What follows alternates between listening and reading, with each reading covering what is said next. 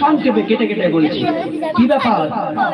আমাকে তো দাওয়াত করে নিয়ে এসেছে পূর্বাবাসী, আমি তো একা আসি নাই, আমার কাছে 150 চিঠি পাঠিয়েছে।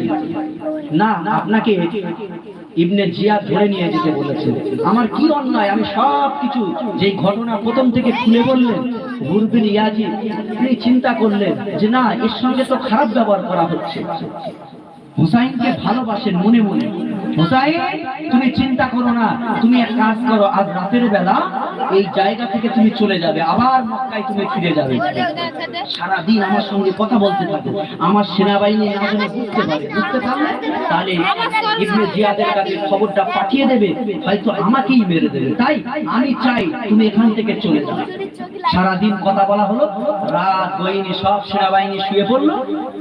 হযরত ইমাম হুসাইন ৮২ জনের কাফেলা নিয়ে তিনি ওই রাতে বেরিয়ে পড়লেন। ওই ফোরাত নদীর পাশে কারবালার জায়গাটা, ওখান থেকে সারা জায়গায় ঘুরে ঘুরে, সারা রাত ঘুরে ঘুরে ভোরবেলায় আবার সেই জায়গায় এসে হাজির। কি ব্যাপার? সারা রাত তো আমি চলতে থাকলাম, পথ চলতে থাকলাম, এখানে কেন? গুরবিন ইয়াজিদ রিহাই তিনি বললেন, হুজুর আপনি জানেন? হ্যাঁ আমি গিয়েছিলাম। আচ্ছা ঠিক আছে, আজকে ফের সারাদিন কথা চালিয়ে দাও। সারাদিন ফের কথা আলোচনা চালিয়ে গেল।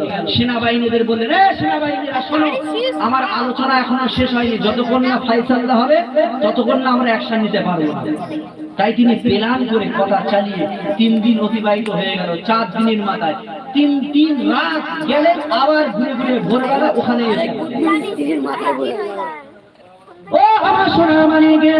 হযরতে হুসাইন 4 দিনের মাথায় যেই ঘুরে ঘুরে গভীর রজনীতে যাচ্ছে, একজন পথিক পাশে গ্রামের পথিক একজন চাচাজি হেঁটে যায়, চাচা যান আমরা যে জায়গার উপর দাঁড়িয়ে আছি এই নদীর পাশে, এই জায়গাটার নাম কি?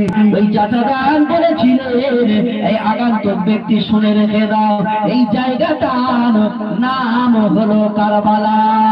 ইমাম হুসাইন রাদিয়াল্লাহু তাআলা আনহু বলেছিলেন, আমার পরিবার পরিজনেরা, আমি হুসাইন যতই চেষ্টা করি না কেন এই কারবালা এই জায়গায় থেকে আমি যেতে পারবো না, কারণ আমার নানা জান বলে গিয়েছে এই কারবালায় আমার রক্ত পড়বে, এই কারবালায় আমি শহীদ হয়ে যাব।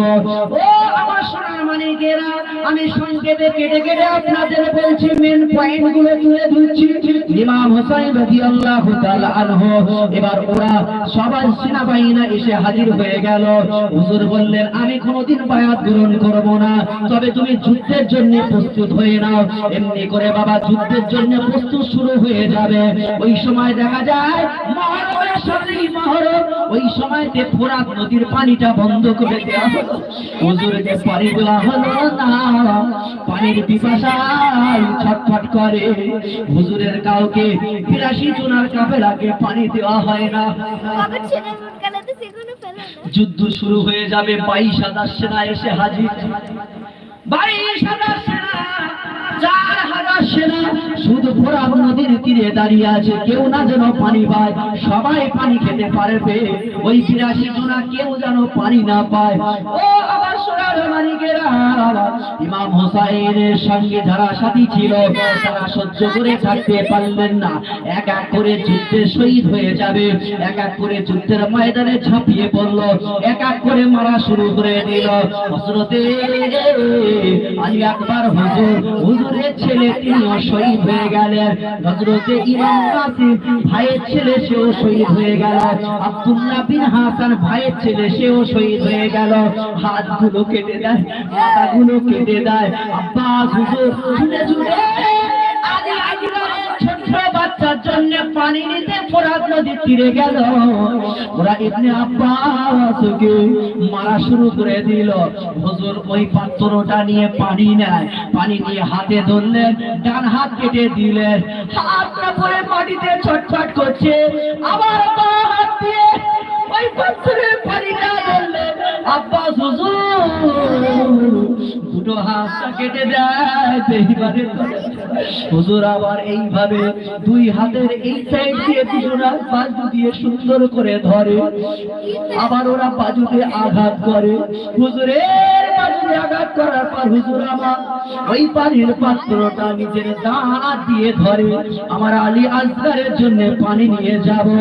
শয়তানের দলেরা